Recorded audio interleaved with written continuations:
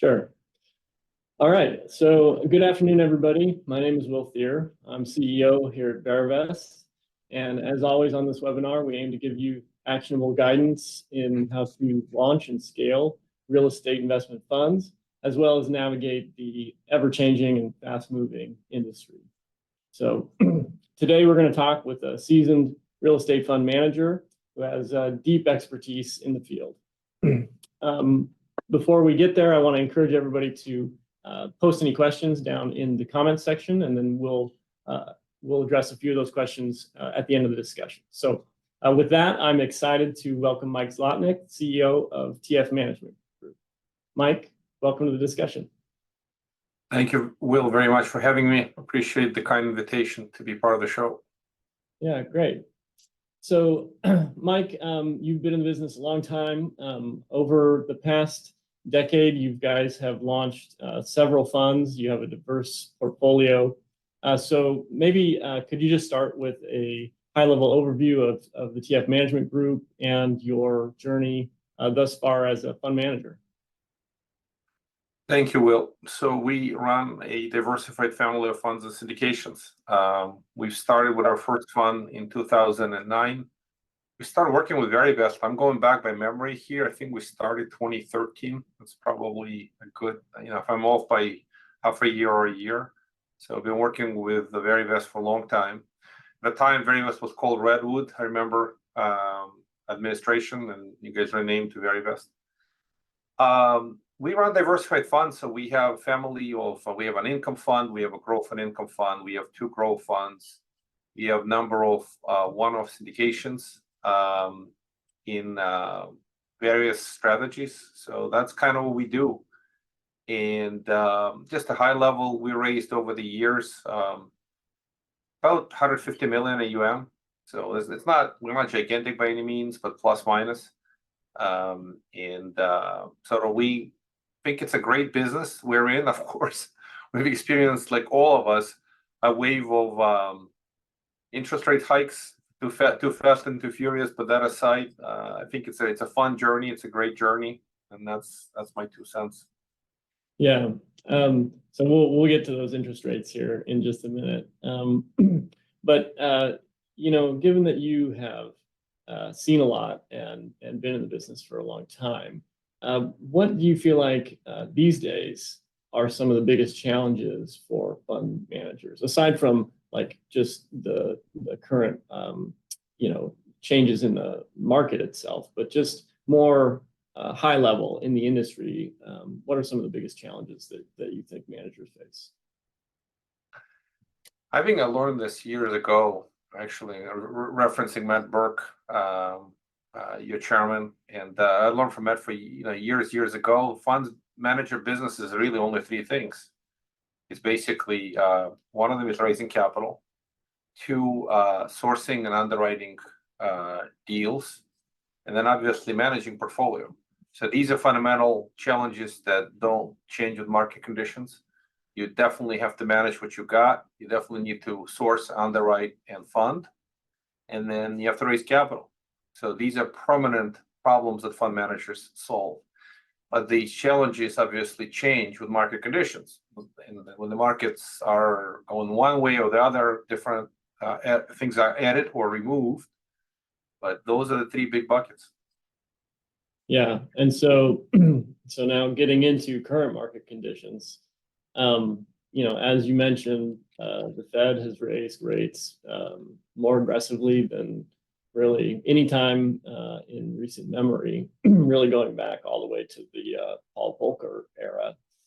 And so given that new market reality and the way that the markets have adjusted and are continuing to adjust, but also with some of the recent comments coming out of the Fed that are starting to sound a little bit more dovish, they are starting to anticipate either moderating rates or potentially starting to drop rates later in the year.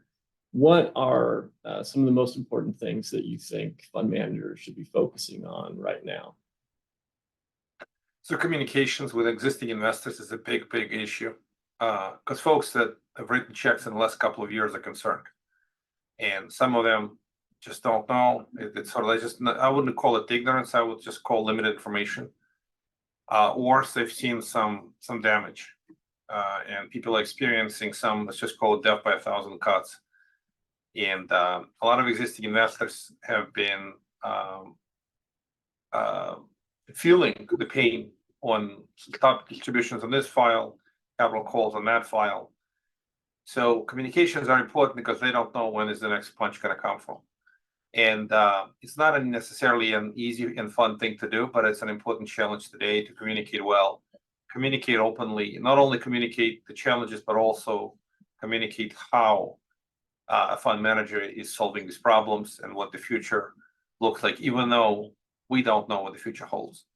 So at least what the fund manager is doing, he or she, to face these challenges. So this is one of the kind of really important things to do. Next thing to do is obviously, what are the great opportunities? So difficulties create opportunities. Some folks see opportunity in every difficulty. Some folks see difficulty in every opportunity. So obviously, forward,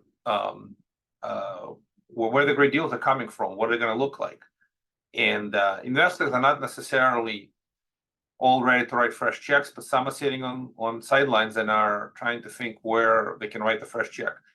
As much as they're trying to salvage the past investments, and there are, let's just call them the realists, and those who are living, a world of hope. And the realists, of course, realize that some of the deals in the last couple of years might sustain some losses, and it's difficult and it's painful. But if they have access to capital, they have capital. Now is the time to start writing fresh checks. So as a fund manager, you got to show them the opportunities ahead. So, and if you can link those together in one message, here are the challenges, here are the opportunities, how they can work together, so much the better. Still difficult to raise capital. Some people who invested in the past might not give folks another check, as it's a psychological. If you wrote me a check and the deal is not going well, it's almost like this. It's hard to remember all the good deals, all the good stuff that happened. They remember the last one or the last few. And that's the difficult part. Some investors didn't diversify properly. They continued to pile up. They had successes on deal 1, 2, 3, 4, 5, and then they kept writing checks into the next set of deals, bigger and bigger checks. They didn't diversify properly. They're experiencing extreme level of pain, and I don't know what's the best way to describe it. So as a fund manager, sometimes you got to go look for new sources of capital, as existing ones may be in a difficult position to give you another fresh check. So yeah. Let's stop. Yeah, no, I agree with you. And I think that is really one of the major decision points that fund managers need to make right now, is whether or not to focus on their existing investor base, or take this as an opportunity to start to build those muscles for going out and finding new capital sources, because it is very challenging to raise capital from an existing investor base right now. If there are troubled assets in your portfolio, and you're trying to communicate about those in a transparent and in a responsible manner, right? But the investors are feeling battered by it, or just anxious about it, right? Which makes them less willing to take new risks with you until you've demonstrated that you've resolved the old risks. So I actually saw an advertisement for a new fund that was launching, and they took this concept and they applied it really directly, which was, you want to invest with us because we don't have any assets right now. We're not having to split our attention between chasing opportunities versus also playing defense with existing assets that we purchased in the past. So I thought that was a very interesting marketing approach, and one that I hadn't seen before. But I think that it speaks to this challenge that you're describing of how do you continue to maintain your relationships with your investors while also managing your portfolio and any sort of stress that it may be under due to these elevated interest rates, but also going out and trying to take advantage of the opportunities that are being created in the market. But of course, you need to be capitalized in order to do that. Yeah, it's a great comment, and I appreciate that you're sharing that. That's absolutely true, right? If you have no history, you have no legacy issues, you're kind of starting as a baby, right? You're in good shape, but the counter argument is you don't have the understanding and experience of those who have been in the industry for years. So yeah, if you're fresh into this, and it's great, but I think an experienced fund manager with a new fund has better chances than a brand new fund manager. And again, not to disrespect new fund managers. If you have a great niche and you're doing your first fund, you may be absolutely successful at that. And if having no legacy actually helps in this environment. But I'm trying to translate, but there is a really old Russian proverbial saying, and I grew up in the former USSR, left, but it was still USSR. It was that long ago. But they say the essence of the proverb is that somebody who's been beaten up is worth 7 new rookies, because they felt they've learned a lot of lessons, and it's kind of the wisdom comes with years of experience and learning from your own mistakes and mistakes of others.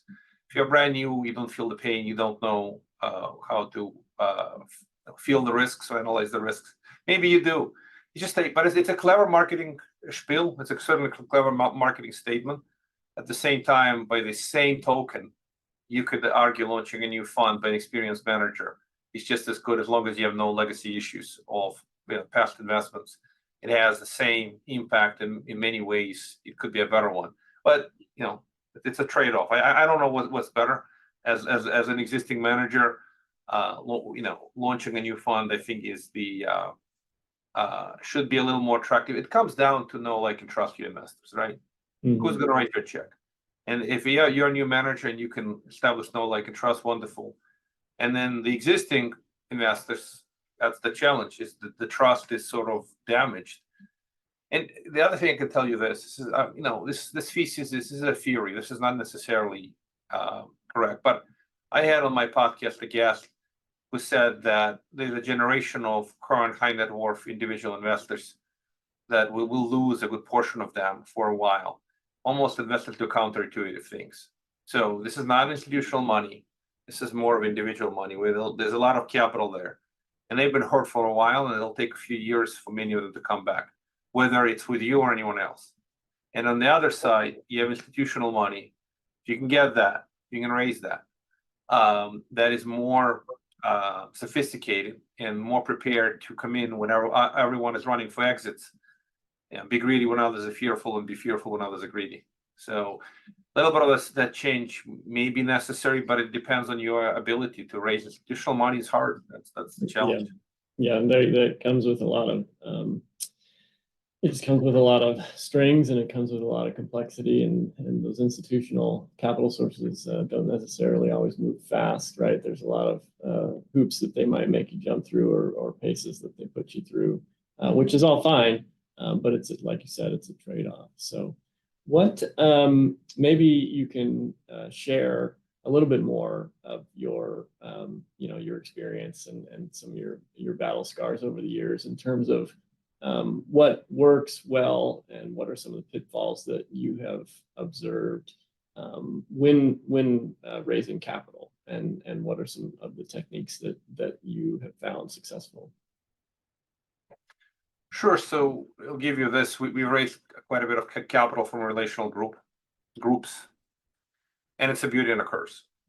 So relational groups could be groups of doctors and dentists, groups of certain investors. They gravitate together. They're investor groups, and whatever way they make the decisions, they often communicate between each other all the time. So when you're liked a lot, and but when ripples in the water happens, they all talk as well. So something to keep in mind when you get involved with one of these groups. It's a very, very powerful way to raise capital. All it takes is you get into the group and you get access to, let's just call them hundreds of investors potentially, right? Depends on the group. So it's a very powerful way to break know, like, and trust fast. Is to get into these groups, and getting into the groups is not easy. But if you do get into the groups by networking with the right leaders of the groups, and then they wind up sort of trusting you and inviting you into the group, you can break through into a lot faster capital raising. This is one of the techniques we've used and will continue to use. But the side effect of that is when concerns happen is you have to be answering the questions for all of them, even people who are not involved in any of the deals, even new members of these groups. It's a group effect. So just wanted to add that. We are obviously doing many things in capital raising. We're trying to do more, what I call them, belly-to-belly events. Some folks do a really good job on the internet out there. We come across pretty well when we organize. So we've been doing investor dinners, trying to spend time with folks. It involves more travel. It involves more personal interaction. To whatever degree I can manage and my team manage it, we're trying to do that. Just one in-person event can be a lot of interactions on Zoom or on the phone or whatnot. So that works. And I can tell you that the conversion rate on the live events is pretty decent. So once you don't have to give them a complicated spiel, you just educate them. Yeah, you got to be an educator. If you're a fund manager, you have to develop pace, authority, credibility, expertise. That's a real basic concepts. So I run a podcast. We will put ongoing educational content. I have a book. I'm writing another book. So as your fund manager or aspiring fund manager, most definitely continue to invest in the education. Education doesn't necessarily provide any immediate return other than it builds ACE, and that's very important. So if you're on storage, you're educating in storage. If you're on multifamily, educating in multifamily. And part of the education is what has transpired out there. So for those who are experiencing pain and fear, yes, that's the reality. And unless you lived under the rock for the last couple of years, I'll give you my 2 cents on the Fed action and really what transpired. And I wish things were obviously very, very different. But the sad part is that the Fed didn't have to do what they did. They slept at the wheel too long. And I'm not going to give any credit or criticize specific Fed chair. I thought originally Jay Powell was really good. And then I realized that he really missed the boat here. And he might have done well for some other folks, but for real estate industry as a whole, commercial real estate, he's created a lot of pain. And the action that they took was completely unnecessary. And hindsight and go back, they went too fast and too furious. If they've done the same thing, just a little bit slower over time, maybe inflation would have been a little bit stickier for a little bit longer. The problem is they don't know either. By their own admission, Fed action has long and variable legs. So they do things that impact. They have one gigantic lever to pull, and that's what they did. And they pulled it too hard, too fast, and they could have probably achieved the same results with a lot slower action. And what's really fascinating, most of the inflation was not caused by Fed, but was caused by the fiscal policy, that controls the monetary policy. So printing of the money. COVID, governments when wild, they probably overspent way more dollars went into circulation than was necessary. Inflation was self-correcting by the fact of once the government spending was running out and then the supply chain was fixed, inflation would have come down. So, in hindsight, I don't want to spend a lot of time, but this is my opinion. It would have been a much better picture if they just went a little, slower and less furious. We would be in a very different position. But, what are you going to do? Sue Fed for using ZERP policy, get everybody adjusted to the cocaine called zero interest rates, and then remove the cocaine very, very fast and say, hey, everything is fine. So that drug dealers, I mean this with all due respect. Low interest rate was a drug. You got everybody accustomed to that, and you withdrew it, and now you're causing a lot of pain. And hey, listen, inflation, of course, is a concern, but the way to fight inflation is not necessarily rapid hiking interest rates, more gradual. But at this point, doesn't matter. We're all experiencing this. We got to live with this, and you can call Fed the drug dealer, you can call it a cartel, or whatever you want to call it. Well, I'm sure that our audience appreciates your unvarnished opinions about it all. So I mean, I really mean that. So I'll tell you this: you got to get people laughing a little bit. There's not much you can do. I mean, you can complain about it, but what's been done, and this is completely outside of our control. We're living with this. We're all kind of a little bit suffering, and we're all complaining. And the big difference between where I grew up in the United States, I grew up in the former Soviet Union. If you say this against the government officials, they may knock on your door and give you grief. At least here, this is a free country. Everyone is entitled to opinion. You can criticize Jay Powell. Probably a lot of people are criticizing him. So, right. So okay, so we've talked about capital raising, which was one of the fundamental jobs that you mentioned at the beginning of the discussion. The other two were underwriting and asset management. I think for the sake of time, let's skip underwriting on this discussion today and focus on asset management and operations. I think that's a place where Verivest, of course, gets involved and can support managers in their operations. So maybe if you could just talk a little bit about, you've got multiple funds that you manage with many assets, and so maybe if you could just share some thoughts about how do you manage the complexity of multiple funds with different kinds of structures, different asset portfolios. How do you keep it all straight? What are some of the operational techniques you use, and then how does Verivest kind of fit into that solution for you? Sure. So this is the nitty-gritty details, and let's just call them the painful part of running the fund. So we have a team called portfolio management team, and it involves ongoing communications with all the folks we've invested with, all the sponsors, all the operators. And that process, as much as you can standardize it, do that. So have your list of things that you'd like to see every quarter. And if you're working closely with folks, look for monthly updates. So monthly versus quarterly varies. In some instances, you go with the quarterly process. Some instances, you go with the monthly process. From a very vast perspective, as far as we're working with, everything is on a quarterly basis.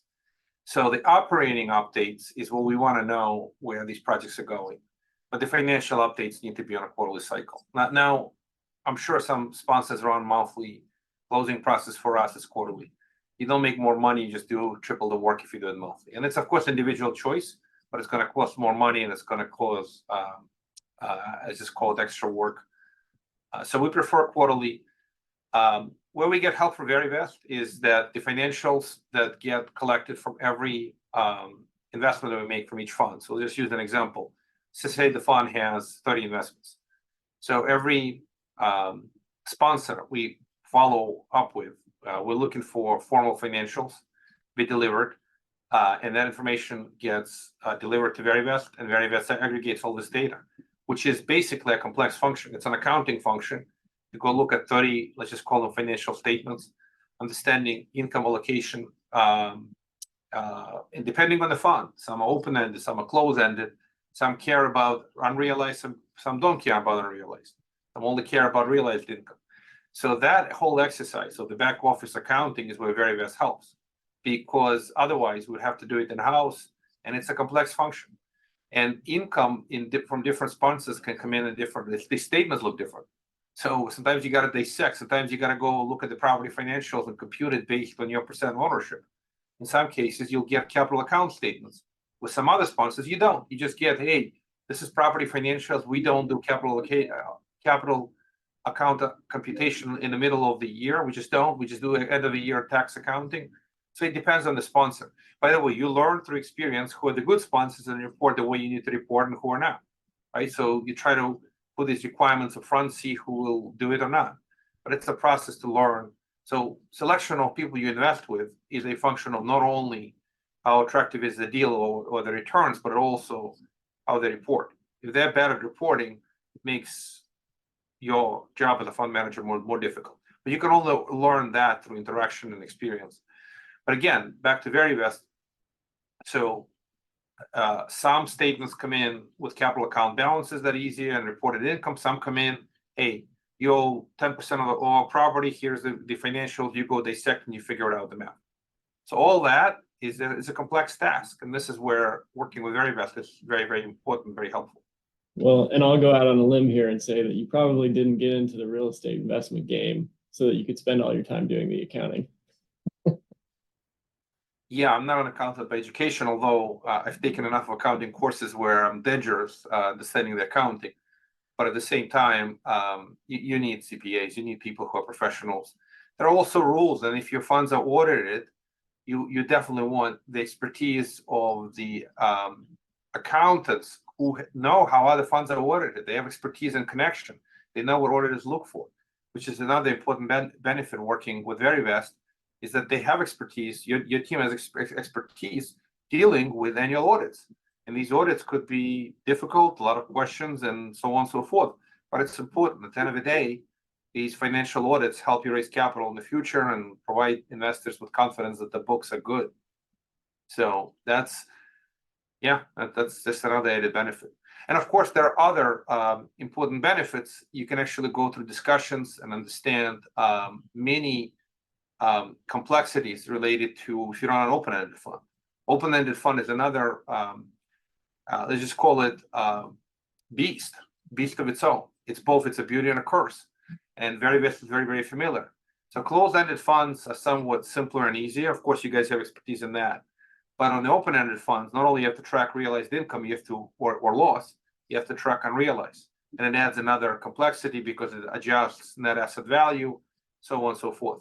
So these intricacies of running a fund matters. Open-ended funds have the advantage that you continue to raise capital over time. You don't have to worry about launching a new fund. But on the other side, it's got extra complexity. So it's something that is very helpful before you launch a fund, is to have a conversation with Verivest and to understand and to get some help what kind of a fund you want to launch depending on your investment strategy. Are you doing hard money loans? Are you doing self-storage? Are you doing multifamily? Are you doing industrial? Are you mixing things up? Depending on that, Verivest, you guys have expertise helping folks set up the right type of a fund and then obviously administer it. Yeah, and I think that another one of the main benefits is that it frees you up as the manager to focus on the other two legs of that stool, right? On the capital raising and the underwriting, and so that you can really focus in on those two areas and drive business and drive your personal expertise and acumen in the things that are really the core elements of real estate investment, right? Yeah, and the best way to describe, at least I described it, my interaction with Verivest or any other fund administration for a fund manager to think about is you have outsourced accounting department, right? With experts who know what they're doing. And it has two big benefits. One is it saves time, right? And the time is obviously a very precious commodity. You can focus on your genius zone. I actually use the term. And everyone should think about what is their genius zone. If they happen to be a genius in the genius zone and love accounting, maybe they can deal with it in the house. But most fund managers, type A personality, they are go-getters. They are much better at building relationships, interacting with investors, and sourcing deals and so on. So outsourced accounting helps from a time-saving perspective. But the other gigantic help is the fact that you don't have Bernie Madoff situation, right? You have third-party administration, which helps a lot. If people are going to ask you, hey, are you doing the books in-house? Listen, if you're big enough, under some circumstances, it may be completely fine. But for certain, let's just call them not necessarily small, but a little bit smaller fund managers who can't afford an in-house accounting department, third-party administration is the only economical solution and provides the legitimacy of third party. Yeah. Okay, well, before we go to the audience and pull up some of the questions, maybe just looking into the future for you and TF Management Group, what are you most excited about in terms of opportunities for you and your business, and what are you most proud of as a fund manager in your past accomplishments? So let me start this. Certainly proud of building a very strong team that I think will be fine through ups and downs, and it's the most important thing. And I'm a fund manager. I'm also CEO of the company. You can have separate functions, of course. For most of us in a smaller space, you are on one side fund manager, on the other side you are a leader of your company. And CEO does only three things: people, culture, numbers. So definitely pretty proud of the team. We understand our numbers, and I think we have a good culture, right? So as a CEO, I've done a lot of things right. Of course, the market hasn't been super friendly. So this is where the opportunity, right? So what is the opportunity in this current environment?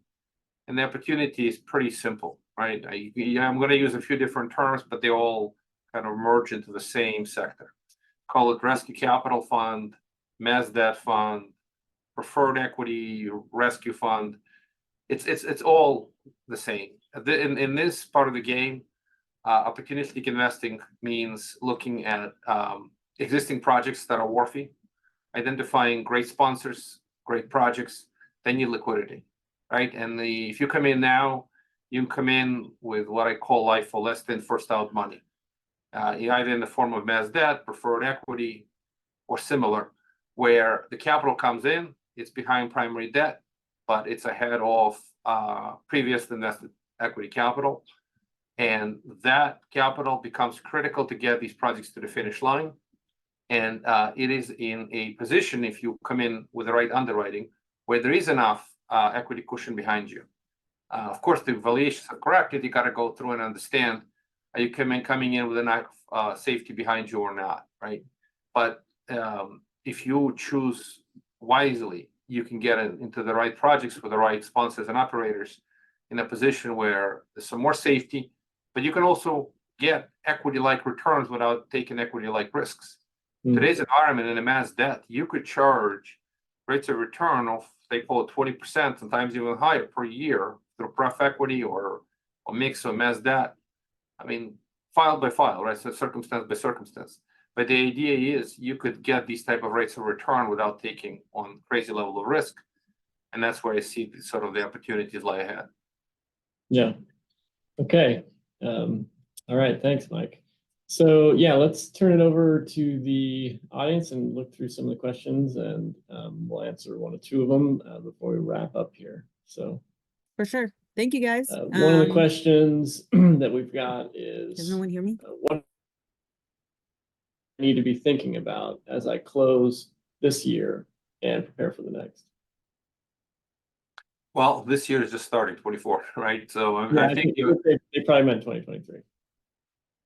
Yeah, so of course, on one hand, depending on your circumstances, right? If you are a baby, you got no problems ahead, you're just looking at the opportunities, you don't have that. If you're an existing fund manager, you have to be looking at what potential issues you have today, but you also have to have the foresight and look at what are potential issues, what files might have challenges, and immediately go into the solutions. So identifying problems is not enough. When I was in technology world, I'll crack this joke. One of the departments I ran for years, before my full-time career in real estate, I ran technology. I was a technology executive for years. So one of the departments I ran was quality assurance and quality control. So it was kind of hilarious. I would come to my boss, who was a CIO, a CTO, and say, hey, we got a whole bunch of problems, and here they are. And it got to the point where he got sick and tired of me coming forward with all these problems. He said, next time, Mike, you show up in my office, don't give me the list of all these wonderful problems. Give me solutions. Come with the solutions. Figure out what the solutions are.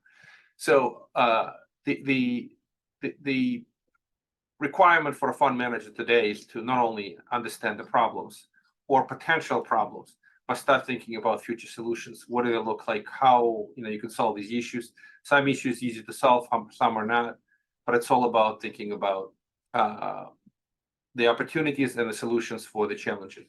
So that's the mindset. And I don't know how else to describe it. It depends. Of course, one of the really important things to look at all your past investments, liquidity. People don't die from a balance sheet. People die from liquidity. Will projects have enough liquidity to survive?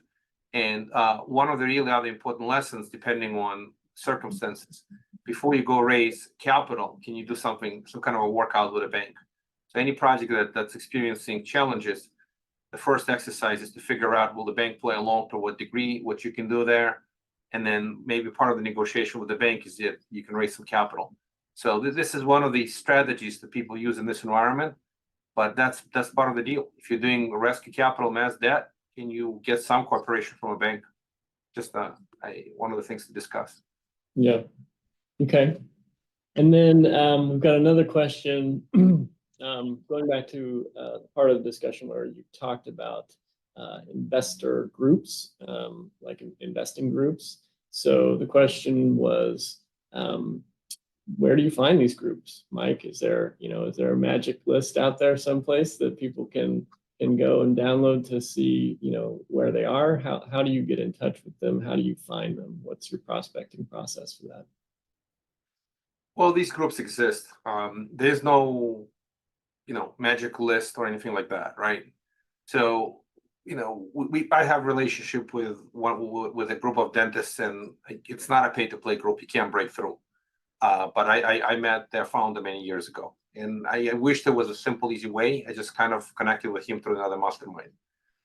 There are groups of other doctors, for example, known groups, like a white coat investor, and there are 506c group, and then there is left field investors. I'm mentioning a few. I mean, if you research, these groups exist, and breaking through is not easy. You just got to go through their process, whatever vetting, application, or invitation. I don't think I would go buy any kind of a list. Just basic research and networking to the industry can get you to some of these groups, and then not just finding out the groups, but will the group be interested in you? That's the next question. Yeah, well, and then like you said, approaching them initially from a point of authority and education, where you're providing some free value to them before you pivot and transition into talking about your particular offering. I think that's a good way to approach those kind of groups. Yeah, if you have something to present, something good, and you can get yourself to speak with the group key folks and build a relationship with them, and give them the presentation, they find it attractive.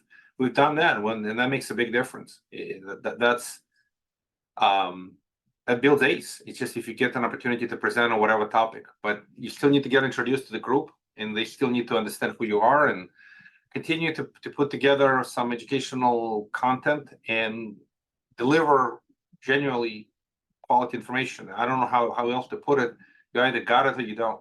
So if you got great information, you have expertise, you have knowledge, you have strength, continue to educate, and you're not doing it for any other reason other than spread the word, build ACE. Right. Yeah. You'll get out of it what you put into it, I think. Yeah. Well, the other thing I can tell you this. So one of the real powerful ideas, I'll tell you, this is a very powerful technique. So I have a close friend, and she's a fund manager, and she's Chinese native speaker, and she has 100,000 YouTube followers, right? So if I wanted to get exposure to the Chinese audience, my best opportunity is to partner with her, whatever the deal, whatever I have to bring, have a conversation. If you can build all like and trust, before you know, again, it's a niche audience. It's real estate Chinese in America, right? It's a special group, right? And there are other groups. I'm sure there are other groups, whatever their affiliation. And again, doctors, dentists, maybe lawyers, and so on. And believe me, I'm looking for these groups too. And how would I get the right introduction to speak with the right folks? Right, but you're saying, like, get to the gatekeeper. Develop that relationship with that influencer, or with a another sponsor who has access to some of these groups, and then over time, if you do some deals together, then they get exposure to you, and then you'll get greater and greater levels of access to that group. Yeah, exactly. And there are folks, these influencers, who all they do is they have no expertise, they have no product, and all they have is the intellectual property is the group, right? It's their connections. So if you can connect with them and come up with whatever you offer, and they actually can appreciate what you got, and it takes a while, so it takes time. Give them an opportunity to make some money on a deal. I don't know what you know, if that influence is the one that you're trying to build a relationship with, and it's not just about money, but find another connection. And I don't know how to tell you, it's not easy. I struggle with this too. Some people, you know, play golf, and I don't play golf, and I can't build that connection. But if they play chess, I'm happy to play chess with them, because that's what I love chess. So this find something in common that you can connect with them, and if you do, that's step number one. Yeah. Okay. Well, thank you, Mike. I really appreciate your time today coming on the webinar. It's been a great conversation. So I really appreciate it. Thank you. And, best wishes. And I will be, of course, seeing you many, many times again in the future. Thank you, Will. Appreciate and best of success to Verivest and everyone who's listening. Reach out to Verivest. Hope at least have the conversation. Figure out what you're trying to do, and yeah, we've done business with you for many years, and it's an adventure. Just keeps evolving, keeps going forward. So yeah. Thank you. Okay, thank you, Mike. Yeah, if folks, if you want to see how Verivest can help you in your business, please reach out, and we can set up a call. Our mission is to empower real estate entrepreneurs and real estate investment managers to grow and scale their business. So also, if you found today's conversation valuable, you can subscribe to our newsletter so that you can stay up to date on future events and more content. So thanks again for joining us. I appreciate it.